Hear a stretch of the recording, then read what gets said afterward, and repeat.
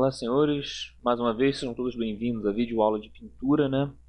Do curso de inspeção de equipamentos. Certo? Como todos já sabem, meu nome é Rafael.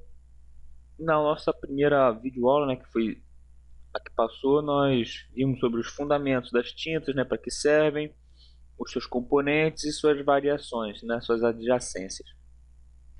De maneira que nessa nossa segunda videoaula vamos começar falando sobre o papel da pintura na indústria com uma prática anticorrosiva, certo? Um método anticorrosivo.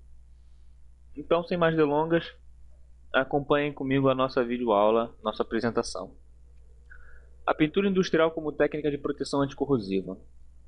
Bastante empregada devido à facilidade de aplicação, no caso relação custo-benefício atraente, facilidade de manutenção e possibilidade de proporcionar outras propriedades em paralelo. É fácil de aplicar, de fato, como um elemento anticorrosivo, é um material de fácil aplicação, certo? É de fato com possui uma relação custo-benefício bem atraente, ou seja, não é um elemento caro, uma coisa cara de se manter, certo? Possui facilidade de manuseio, certo? De fazer uma devida manutenção e proporciona outras propriedades em paralelo a esse, de anticorrosão, no caso, né? Que seria a identificação daquele tipo de material e etc. Bom, temos os esquemas de pintura, temos aqui itens de especificação. Primeiro, tintas de fundo, intermediário e acabamento, né? São os primers, a tinta intermediária que confere o enchimento, o acabamento que diz respeito à cor, qualidade da pintura e etc. Preparação da superfície, que é aquela que é escovada ou lixada de forma manual, ou hidrojateada, ou de forma mecânica. Espessura seca de cada demão de tinta, que é verificada pelo Holiday Detector. O intervalo entre demãos, métodos de aplicação, critérios de aceitação da pintura e retoques no esquema de pintura. Todos esses previstos em normas vigentes, certo? Então, vamos ver aqui mecanismo de corrosão, né, contra a corrosão conferido pelas tintas. Vamos ver no que consiste, como funciona. A ferrugem pode ser considerada como um inimigo poderoso. Todos nós já sabemos. A cada ano ela consome enormes somas de dinheiro e grande parte da produção de aço é destinada à substituição de aço corroído. A necessidade de substituição. Em vários casos ela pode ser evitada ou controlada, empregando-se um correto esquema de pintura. Se a ação corretiva é tomada quando a formação de ferrugem é descoberta, é possível economizar dinheiro e trabalho.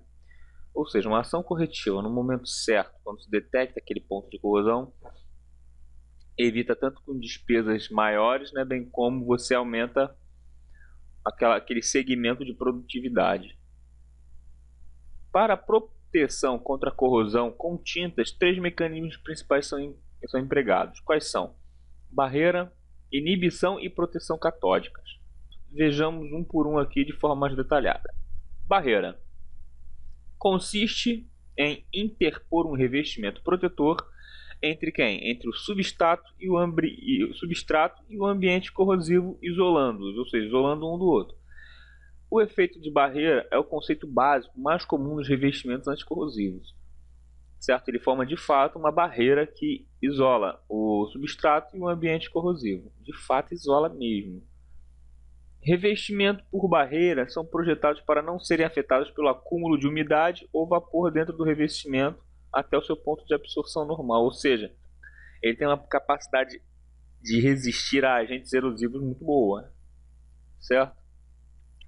O mecanismo das tintas para condições de imersão total ou parcial, e deve ser o mais impermeável possível a oxigênio, ar, dióxido de carbono, né, que é o nosso CO2, e passagem de íons e elétrons. Ele deve possuir essa devida resistência, essa impermeabilidade.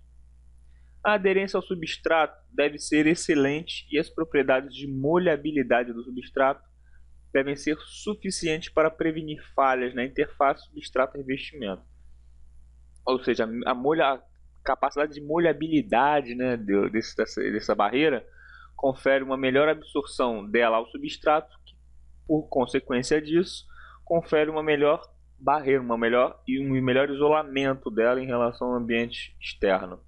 Alguns pigmentos de orientação lamelar, como o alumínio, que é o leafing, flocos de fibra de vidro, óxido de ferro micáceo, mica e etc., são empregados nas formulações para otimizar o efeito da barreira, ou seja, eles otimizam, né? Eles elevam ainda mais a qualidade da sua barreira.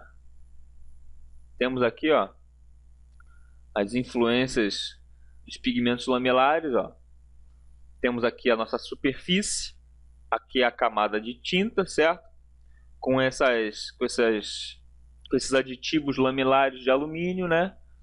Percebam que a água ela está em conflito com uma superfície que é impermeável, ou seja, a água ela não penetra, de maneira que essa barreira entre o substrato, né, bem como o metal de base, e a superfície externa, ele fica isolado, eles ficam separados um do outro. A água ela penetra, ela atinge aqui, porém ela não invade a camada de tinta, ela se concentra na superfície. Inibição anódica. Vamos entender o que é a inibição anódica. Inibidores são acionados apenas nas tintas de fundo, ou primers, tá? O nome, as tintas de fundo, senhores, elas também são conhecidas como primers. Bom, e consistem de pigmentos que reagem com a umidade absorvida no interior do revestimento. Então, ao invés de termos um filme inerte, como nos revestimentos por barreira, essas tintas contêm pigmentos que reagem com água absorvida para passivar o que? O substrato e, por conseguinte, reduzir suas características corrosivas. Certo? Pigmentos inibidores são caracterizados como anodicamente ativos.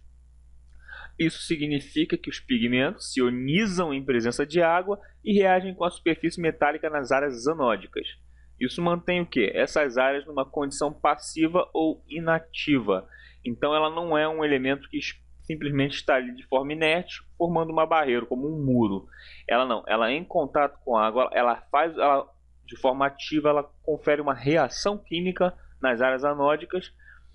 Isso faz com que haja uma passividade, né, tornando aquela área inativa em relação à permeabilidade, né, a absorção de água ou de qualquer outro elemento. Revestimentos que atuam sob esse mecanismo devem ser empregados em condições atmosféricas e não em condições de imersão. Porque afinal de contas, né, senhores, se você coloca um tubo desse, uma proteção dessa de forma imergida, ele não será eficiente, porque afinal de contas ele vai estar dentro de águas. Entendeu? Então a reação química não será suficiente.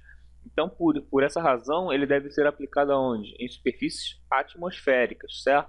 E não em superfícies imersas. Então, ó, por exemplo, ó, como está escrito aqui, e não em condições de imersão, porque alguns são muito sensíveis à água, ao excesso da água, e podem gerar o que? Um empolamento osmótico. Devido àquela quantidade de reação química na área anódica que você vai ter ali, você vai acabar gerando empolamento sem dúvida, que vai comprometer a qualidade da sua tinta de qualquer forma. Exemplo de pigmentos inibidores são o arcão, fosfato de zinco, fosfato e cromato de zinco e o metaborato de bário. São os principais aí. Bom, falemos agora sobre a tão famosa proteção catódica. Bom, nessas tintas, o zinco atua como um anodo de sacrifício, né? Como nós já vimos, o anodo de sacrifício é aquele tipo de material metálico de origem mais nobre do que o metal de base, de maneira que ele, por ser mais nobre, ele passa a ser o alvo, né, dos pontos de corrosão. Então, ele acaba sendo atingido pela corrosão ao invés do metal de base. Porém, isso é previsto. Por essa razão, o nome é anodo de sacrifício. Esse mecanismo tende a proteger o material base da corrosão enquanto o pigmento de sacrifício estiver sendo corroído, certo? De maneira que enquanto aquele material, aquele elemento de zinco está sendo corroído, a superfície de aço está sendo protegida. Então, isso é um aditivo de proteção catódica. No caso de pequenas falhas ou danos no esquema de pintura que contém tintas ricas em zinco, os produtos de corrosão do zinco, que no caso é uma corrosão branca, podem preencher essas falhas, selando-as e prevenindo o aparecimento do processo de deterioração posterior. Então, até mesmo quando há falhas no esquema de pintura, esse aditivo de zinco ele acaba preenchendo de qualquer forma junto com com os óxidos, os próprios óxidos de zinco, né, que são aquelas corrosões brancas.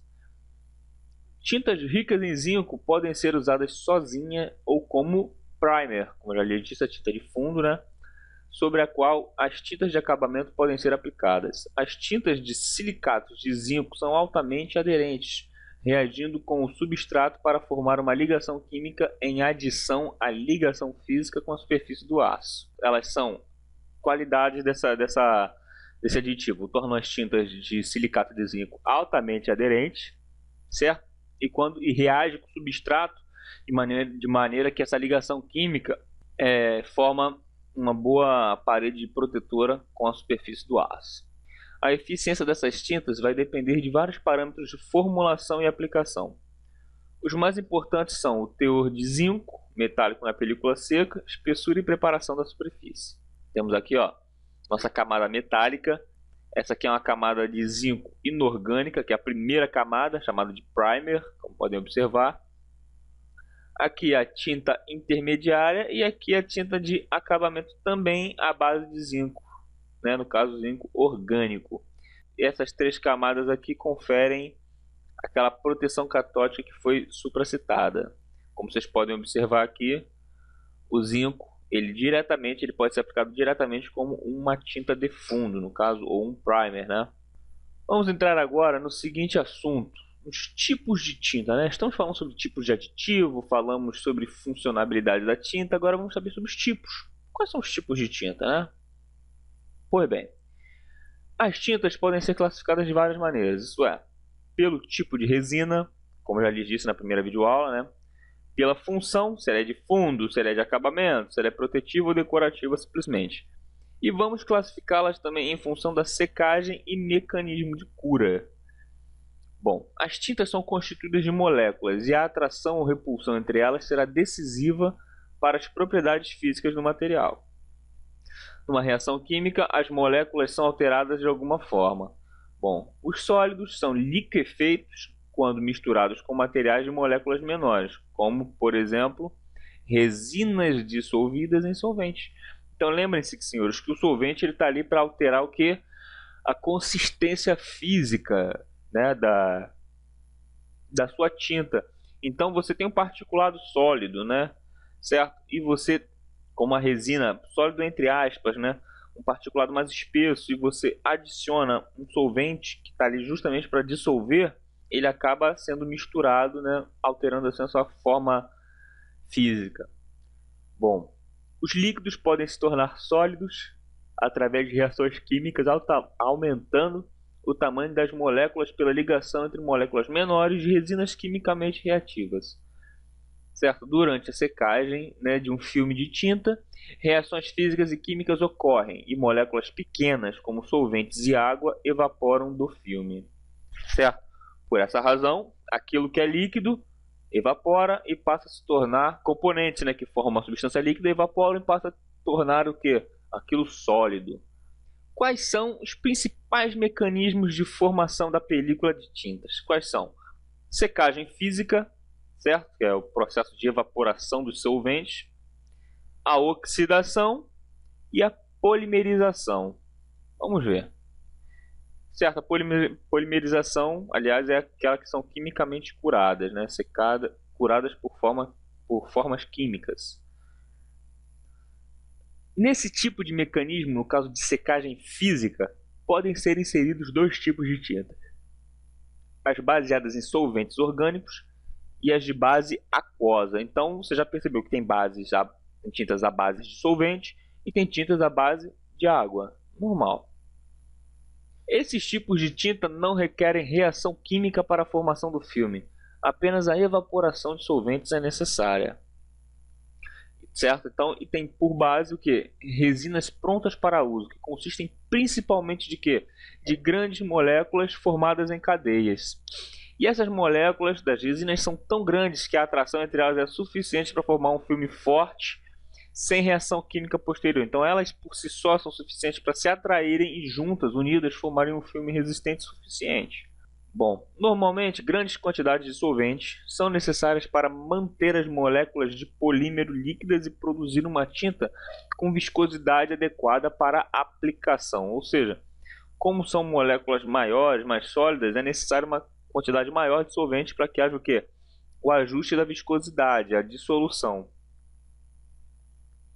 Quando uma tinta desse tipo é aplicada, o solvente começa a evaporar imediatamente e as moléculas de resina começam a se agrupar, juntando-se de tal forma que se tornam imóveis, certo? Elas vão se agrupando, se agrupando, se agrupando até o ponto que não se movem mais, passam a admitir um caráter inerte. Um produto sólido é então obtido, que é a nossa tinta de forma seca. Com exceção das tintas de base aquosa, a tinta pode ser dissolvida no seu solvente original, o que torna o processo reversível, acarretando certas vantagens, principalmente a de repintura. Essas são aí algumas vantagens da tinta de secagem por solvente. Bom, vamos à secagem física, né? Vamos entender um pouquinho sobre os efeitos da coalescência. Nas tintas dispersas em água, como por exemplo as vinílicas, que é a de PVA, e alguns tipos de acrílicas, esse mecanismo é conhecido como coalescência.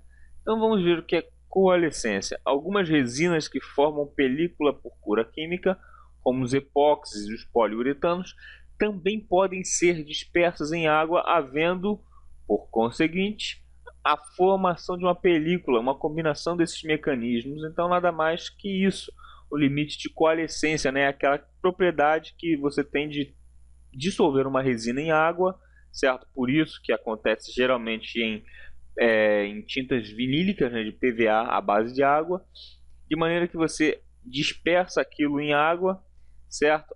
E em consequência disso há a formação de uma nova película por meio da combinação desses elementos.